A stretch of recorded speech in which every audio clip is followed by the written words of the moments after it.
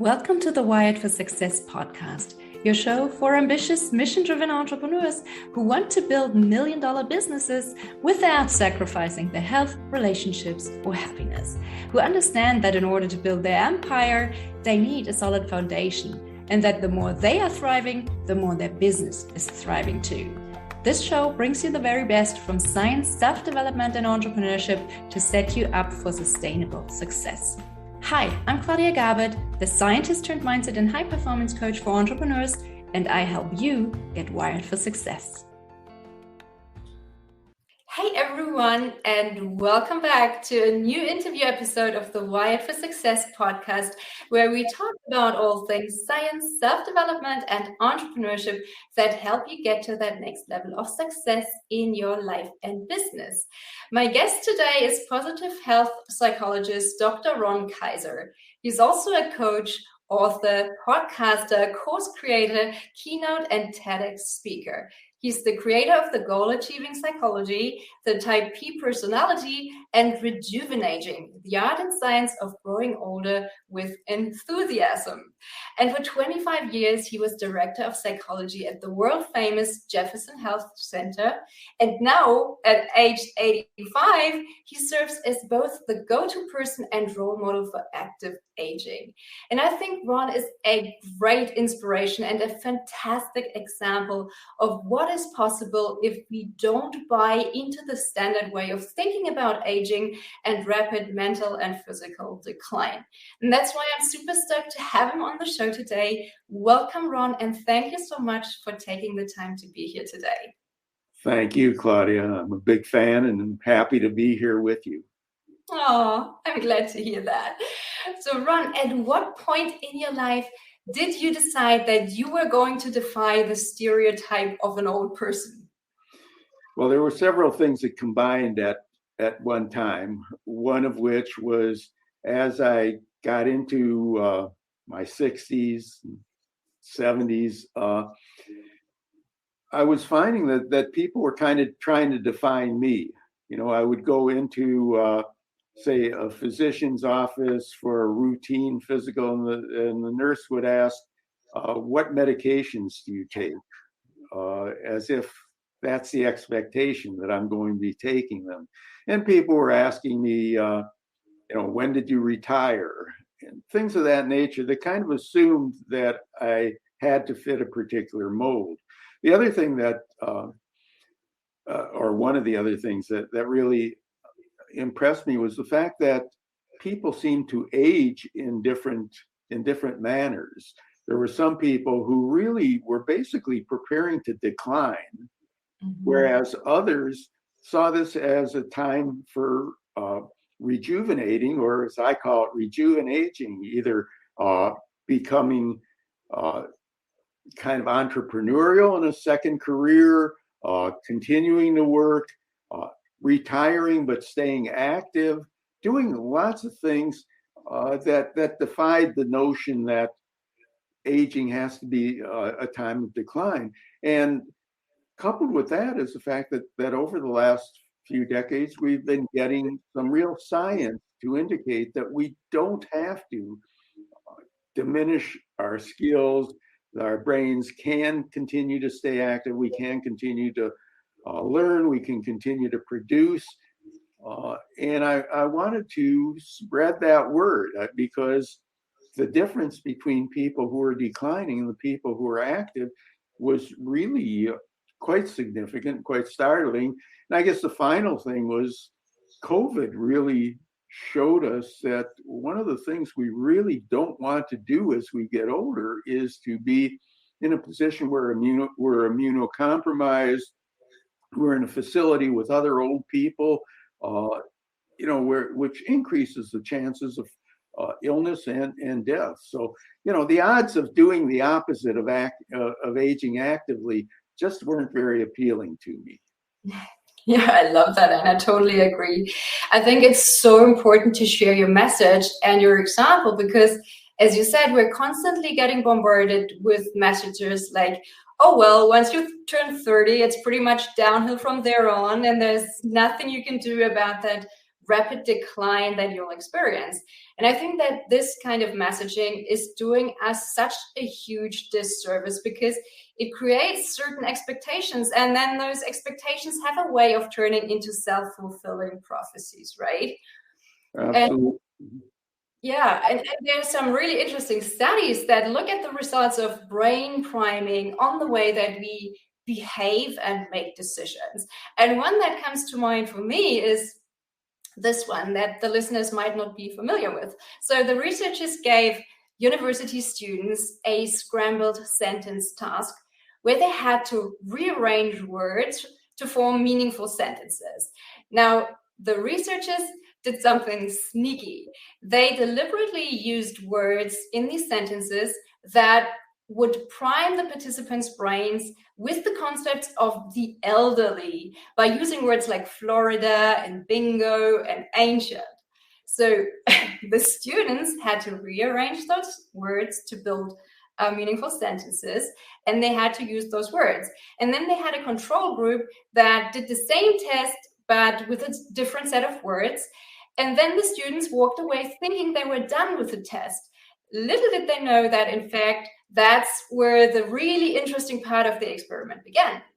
Because now the researchers measured how long it took those students to walk down the hallway as they left the building. And lo and behold, the group that had worked on the sentences containing those age-priming words walked down that hallway considerably slower than the control group. And that's just one example of how much those words, messages, and expectations can influence our behavior without us even noticing it, right? Is there any other study or research that comes to your mind to illustrate this point? Well, there's been a lot of research that's been done that's shown the fact that if you utilize, say, what I call the non-negotiable four behaviors, that you can actually increase your healthy lifespan and your lifespan in general. And I call them the non-negotiable four are healthy eating, what I call owning your body, which includes exercise, sleep, meditation, hydration, so on, keeping the mind active. And this is where I think people who are working or who are entrepreneurial, automatically keep their minds active. Others may have to stretch a little bit to do so. And the other that tends to be totally forgotten in many cases is the importance of social connection. Loneliness as you get older is a killer. And one of the things that I really try and emphasize with people who are, say, in their middle age ranges is, make sure that you're building kind of a social network that includes people other than your coworkers, because at some point your coworkers may not be there, and for some people they really don't have the skills to build a social network. So again, if you keep those things in mind, there are geriatricians, neuroscientists, people like David Sinclair, Walter Bortz, who have written kind of indicating the fact that the average lifespan should really be into the three figures, 100 or more. And I think that, what we're finding is that people who stay active, who complete those various non-negotiable four behaviors in some form or other, actually do much better than people who, say, reach a retirement age and their goal is to sit around as much as they can, because they can, but it's not helpful. It's not helpful. Very true. I came across one of your quotes that I absolutely loved. You said, mental fitness is not a spectator sport. And this is so true. It really is a case of use it or lose it, right? Absolutely. So can you maybe outline the most important concepts of your Rejuvenaging framework that help us all age as gracefully as you do? Well, Rejuvenaging, which is a term that I trademarked and registered in the U.S., really combines kind of 7 keys that I think it all starts with the mindset. And I think that this is real important. Key number 1 is the mindset that involves enthusiasm and the belief that the future can get better. I do have this quote my quote at the back cover of my book that says, if I knew how much fun old age would be, I'd have grown older faster. So the notion of that this is not something to fear. It's not necessarily that you're going to wind up with these terrible diseases if you keep yourself in shape. There's lots of things that you can do to take advantage of it. So then, if we've got the positive mindset, the other keys include keeping the brain active, healthy eating, exercises and other ways of owning your body, staying socially connected, doing good for other people, and which is, I think, is a very significant kind of thing. We found that people who tend to be involved with helping others not only feel better mentally, but some of them have really improved physically. Mm-hmm. And again, it helps to maintain that social network. And another thing that I think is very important is to really appreciate the good that surrounds you. And that doesn't necessarily mean anything dramatic, but the fact that you can do your job appropriately, the fact that you do have coworkers who appreciate you, if that's the case. Even such small things, relatively small things, as the fact that, if the bus got you there on time, or if the train's running on time, or if you took a drive and nobody hit you, that's something to be savored and appreciated. And I think, we've got enough negative stuff going on in the world that unless we counteract it by being grateful for the things that are positive, it becomes very easy to decline in the way that you look at the world.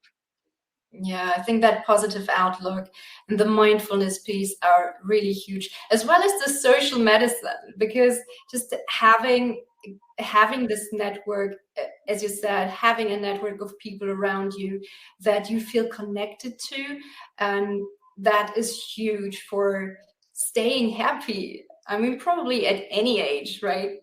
Right. And I think it's also important to include people from every age, because otherwise the role model becomes, okay, you reach a certain age and then you sit around and talk about your medical issues.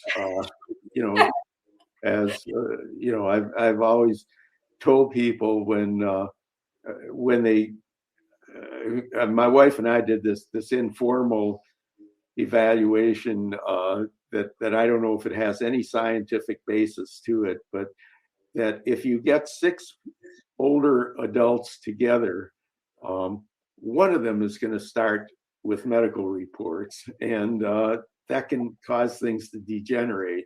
So I've always encouraged people that, if you're going to do that, limit yourself to 5 minutes of medical reports or 1 diagnosis a person, stuff like that. But also, I think it's very important, and it's one of the things that certainly served me working in a university, is staying in touch with younger people. And when you get the feedback from other people that are younger than you, that you're active, you're involved, they want you to be involved, and so on, that's a whole different thing than sitting around with only older folks and discussing what's wrong with the next generation. And I think that's true at any level. I mean, you can get a bunch of 40-year-olds sitting around and criticizing the 20-year-olds, and of course the 20-year-olds are going to be criticizing the 40 and 50-year-olds. But the more that we know about other people, any kind of diversity is very helpful, including diversity of age. That's so true. And that's something I really love about having an online business, for instance, that allows you to just connect with so many diverse people from all around the world with different backgrounds, from different ages. So it's just really nice to have this huge diversity. And it's inspiring. Yes, definitely. It's it's inspiring. You're exposed to new ideas, new people, and it's kind of like going to the gym. If you don't go, you can't understand why are these people seeming to do this every day or every couple of days or something like that. You have to get dressed, you have to take time to go there and so on. If you go there and you do it a few times, you really understand why. And it's the same thing here. If you interact with others on a regular basis, that becomes very much self-reinforcing. You have to experience it to understand it. True. I'm curious, what's type P personality? I mean, most of us have probably heard about type A personality, but not everyone might have heard about type P personality. Can you explain what this is all about? Sure. Most of the personality types out there, and it's exemplified by type A, are ones where they've been identified, and then we talk about how to modify those things. And that would be true for, things like antisocial personality and borderline personality and things of that nature. But type A personality was identified as a type that has a great sense of urgency, is uncomfortable with kind of calmness, gets very excited if they're like running late, just always need to stay active.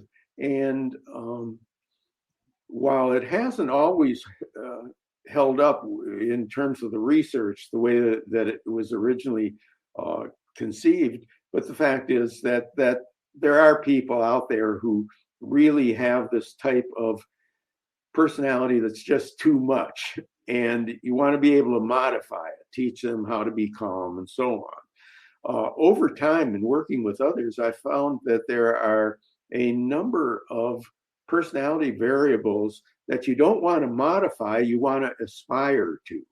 And with a little bit of stretching on my part, I was able to get them into several words that start with the letter P.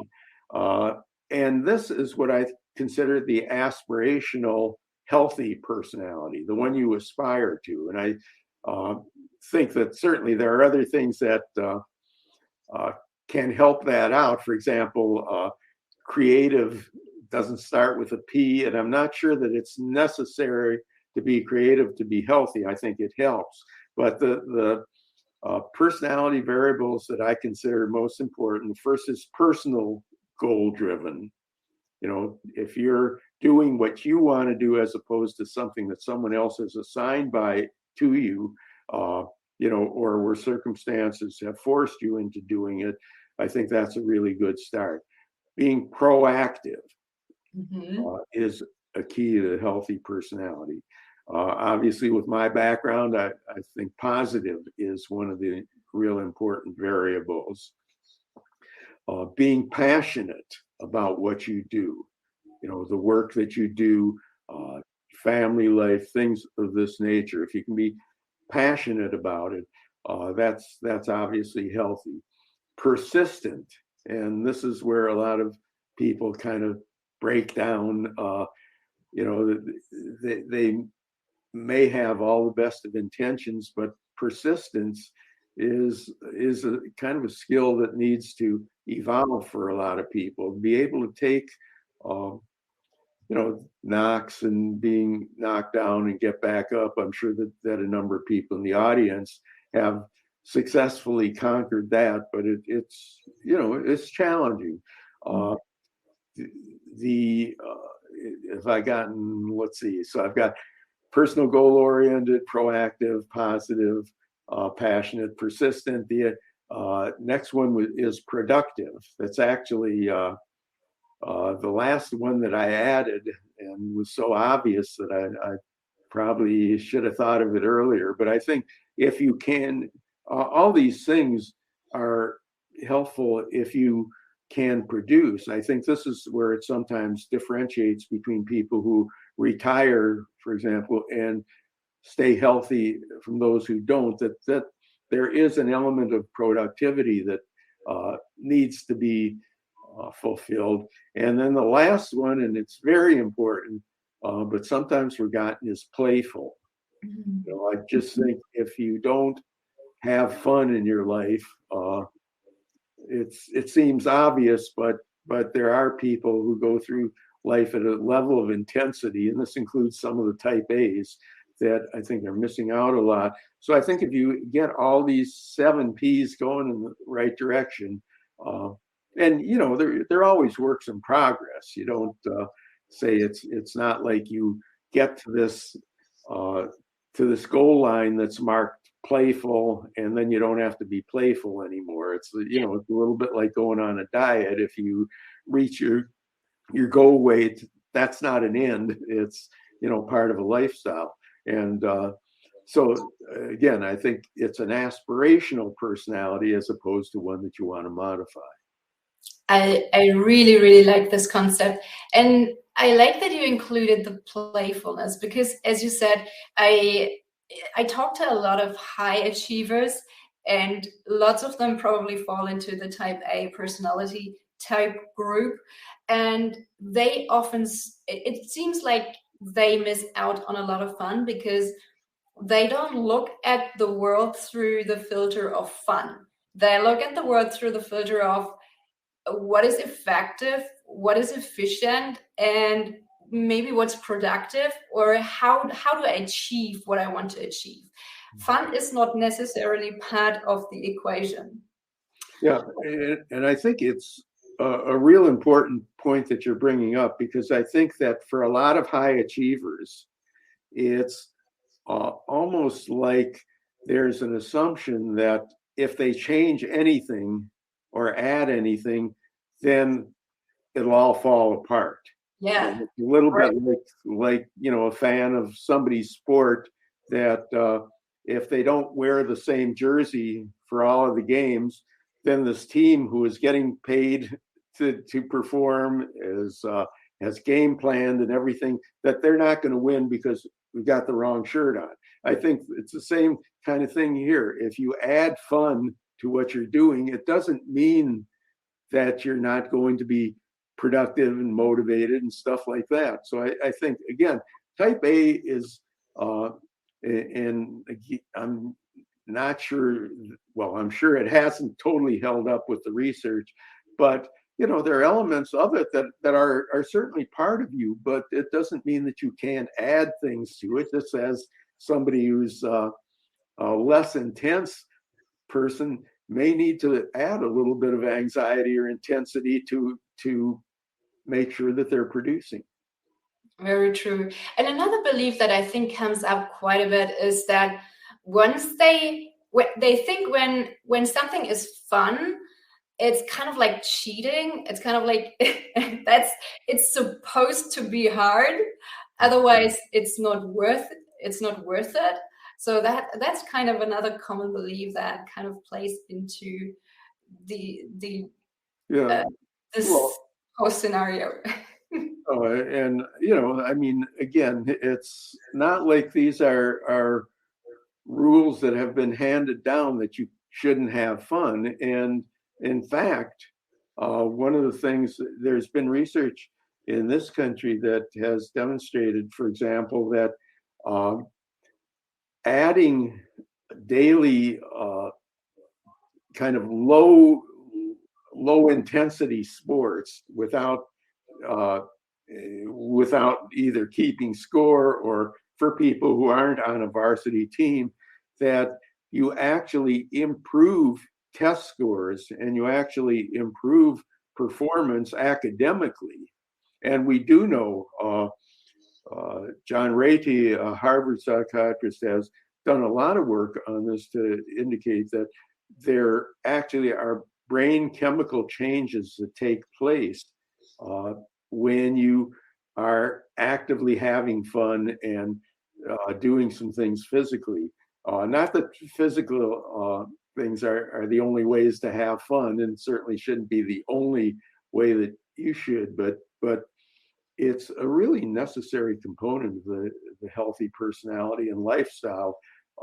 And we do know that, if you run a machine on emergency mode through non-emergency situations, eventually the machine will break down.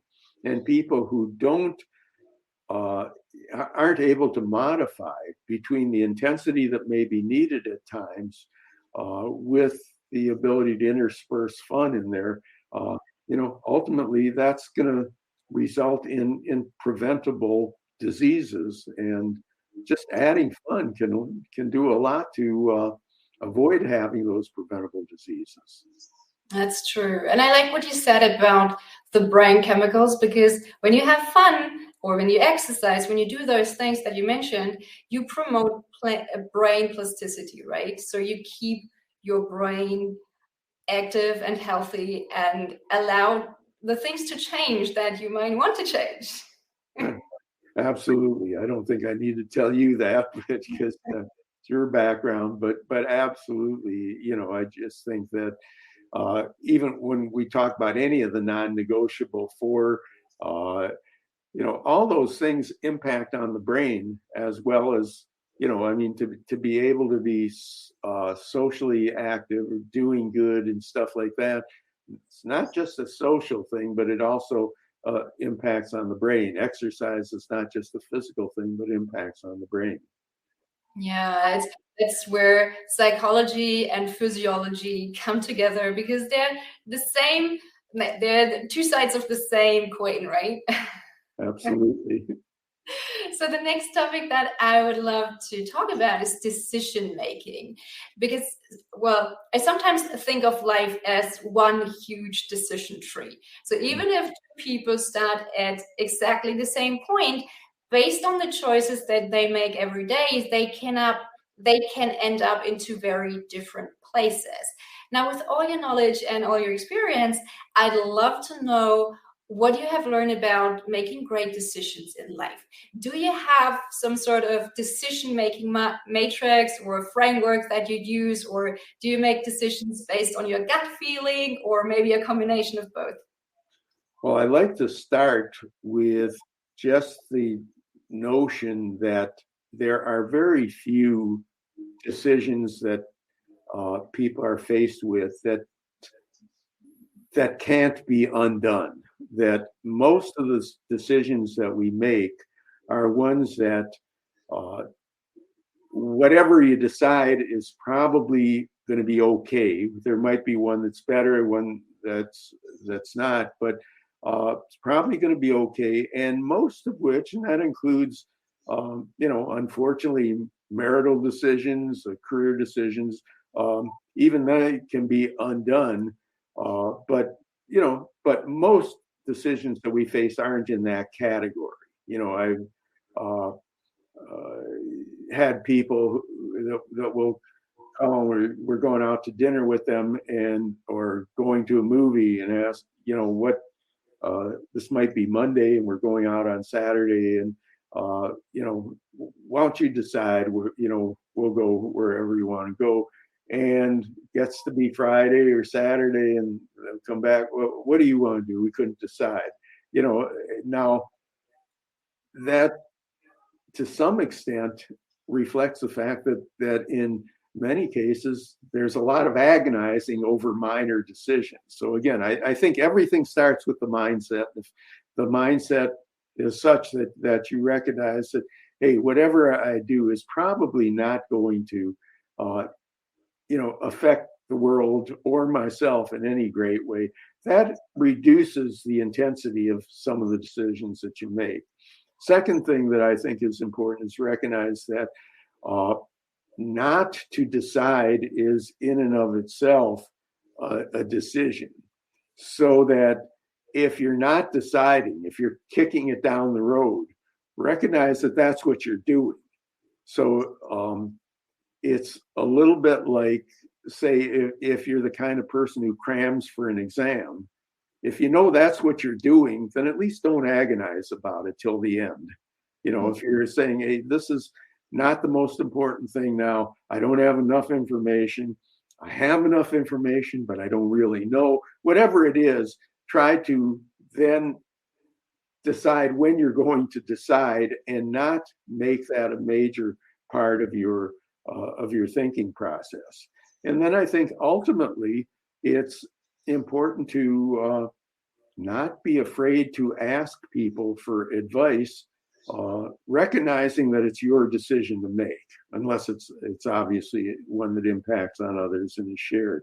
But I think that if we can think in terms of those key things, that the mindset is it's probably not an earth-shaking decision. Second, and there are some, again, I think that's where the third thing of asking for advice comes in, but it's probably not earth-shaking. Am I worse off by not deciding, or am I just kicking it down the road till it's a better time and then forget about it? And thirdly, is this the kind of decision where I need input from others? And there's no weakness in doing that. I mean, it's one of the reasons that some of us, exist, is to help people make some decisions. Probably not the only reason we exist, but one of the things that we do is help others. Great tips. Thank you so much for sharing. Now, staying with the decisions we make every day, I love another quote by John Dryden, who said, "We first make our habits and then our habits make us." Again, this is so true, right? Mm-hmm. Can you walk us through a normal day in your life and just describe the daily habits that keep you happy, healthy, and productive? Yeah, I mean, I think that hopefully the habits are a product of you as opposed to just something that was easy or where you were influenced by other people. We know, for example, with overweight people, that often their 5 closest associates are also overweight. So I think that the notion of habits, I think is one where we have to recognize it's not generally physiologic based, it's brain based, and it's a product of our thinking. We can change our thinking, and presumably if we've thought about it, if we've decided, hey, this is something that I'm going to do on a regular basis, we'll make healthy decisions, build in healthy habits, and then it becomes less of a decision-making process for us. But I think that habit change is difficult in some areas, particularly if somebody has built in some dependency on their habits, whether it be eating, smoking, drinking, avoiding, things of this nature. But I do think that it's important to not confuse the fact that even though the habits seem to make our behaviors automatic, that they are products of what we tell ourselves and what goes on in our brain. Very true. Now, I know you're a proud dad and granddad. What is some of the most important life lessons that you have taught your kids about living a life that they can be proud of? Well, first of all, I hope I've conveyed to them the fact that there are choices that should be made only by them, that my wife and I are in a position to help them sort things out. There are other people who professionally may help them in other areas, and hopefully those choices, whether it be career, whether it be who they marry, and so on, are things that ultimately they have to feel good about and make those things, their plans, their decisions, and so on their own. Secondly, I think that it's critical to try and help people feel good about themselves as human beings, and that uh, it is sometimes hard because I think any child, grandchild, will disappoint you or do some things that you wouldn't do if you were in their position. Um, but I always try to think in terms of when that comes up. Uh, I try to ask, why is he or she doing that, as opposed to why isn't he or she doing what I would be doing if I were them, to try and understand them. And again, to know that they're supported, to try and be there for them. And I think beyond that, I think that you have to acknowledge the fact that uh, the world has changed some, and that people are going to have some differences of opinion, choices, and so on. Also, I said that it's real important to kind of appreciate the good that permeates you. And I am, you know, uh, I don't take lightly the fact that we are involved in our kids' lives, that we have uh, access to our grandchildren, that we've been able to be a major part of their lives. So I think appreciating, uh, what you have and not focusing too much on what you don't have, which again doesn't mean you won't be disappointed. Um, but I think there's a difference between disappointment and tragedy. And, if we can recognize that, hey, this is why they did what they did or chose this person, this career, uh, uh, this course, whatever it may be, they chose it because of them, not, why am I the center that they should be choosing, or rebelling against, or so on. May not be very focused advice, but I do try to also not be overly much of a psychologist in dealing with my family. Yeah, as a parent, I find it sometimes really hard to just allow them to make their own mistakes when you think you know better and they shouldn't do this because you think you know the consequences of their behavior and they don't, and you think you know better. So that is something that I find quite hard, to be honest. Yeah, and I think that if we can just remind ourselves that there's a difference between too bad and tragic, and we want to help them avoid tragedies or tragic mistakes, but there are things that are too bad, and that's not terrible. We'll learn from it. True. And last but not least, where can our listeners find you online if they would like to learn more about you or your work? Well, my website is called the Mental Health Gym. That's GYM. I'm also on social media. In most cases, it's under the Mental Health Gym. I think Twitter is at Mental Health Gym. The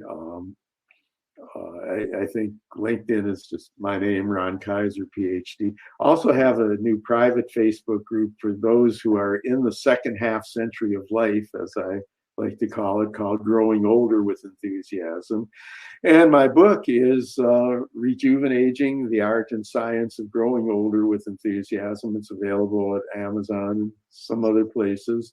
I am slowly working on a revision because even though it was only published in 2018, it's, there's new stuff that I wish I had included the first time that I will include the second. Also, you can get a kind of a summary of kind of my beliefs on this from my TEDx talk. which if you Google TEDx Ron Kaiser, you get it.